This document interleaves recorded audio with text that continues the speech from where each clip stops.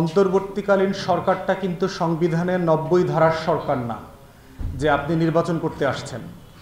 দুই কারণে, একটা হচ্ছে কোনো রাজনৈতিক দলের নেতৃত্বে জুলাই আগস্টে পরিবর্তন হয় নাই, যদিও আমরা রাজনৈতিক কর্মী, আমরা এই আন্দোলনে অংশগ্রহণ করেছি।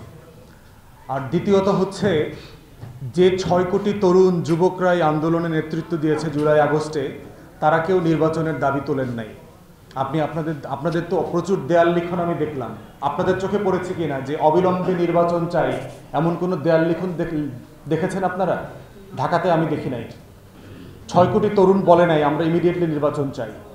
তাহলে এই সরকারের ম্যান্ডেটটা আমাদের বোঝা দরকার যে তরুণদের সরকার, তরুণরা কি চায়।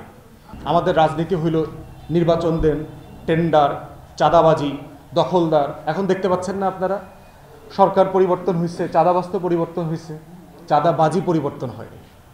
সব জায়গায় দেখেন শুধুমাত্র চাঁদাবাজদের তালিকা পরিবর্তন হয়েছে, ভাগাভাগি করে আমরার মতো করে চলছে, তোমরা আমরা ভাই ভাই আর কি।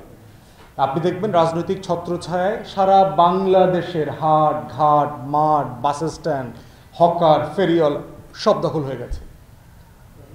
তো এই যে দখল, এইটা তো রাজনীতি না।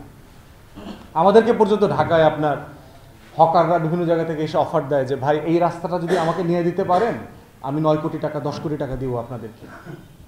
তাই বললাম যে আমার কাছে কেন আসছেন? বলে শুনলাম যে আপনার অনেক সুনাম আছে, পুলিশ আপনার কথা বললে ডিস্টার্ব করবে না। এই জন্য সে একটা এলাকার মহল্লার একটা রাস্তা নিয়ে আসছে, ধরেন ৫-৭ কিলোমিটার, গুলিস্তান, পল্টন, এইসব এলাকাতে, যে এইটা যদি আপনি দায়িত্ব নিতে পারেন তাহলে আমরা ১০ কোটি টাকা দিব আপনাদেরকে।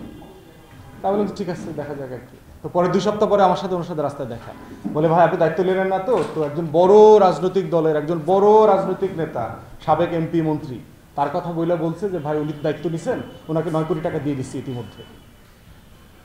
এই হচ্ছে বাংলাদেশের রাজনীতি।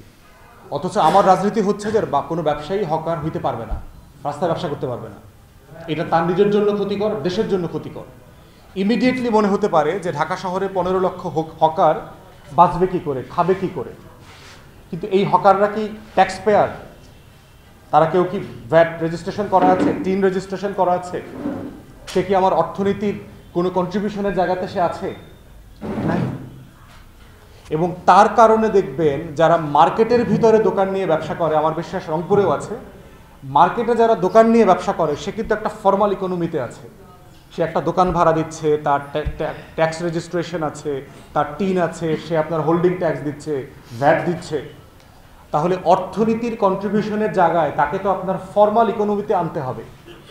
হকার তো সমাধান না।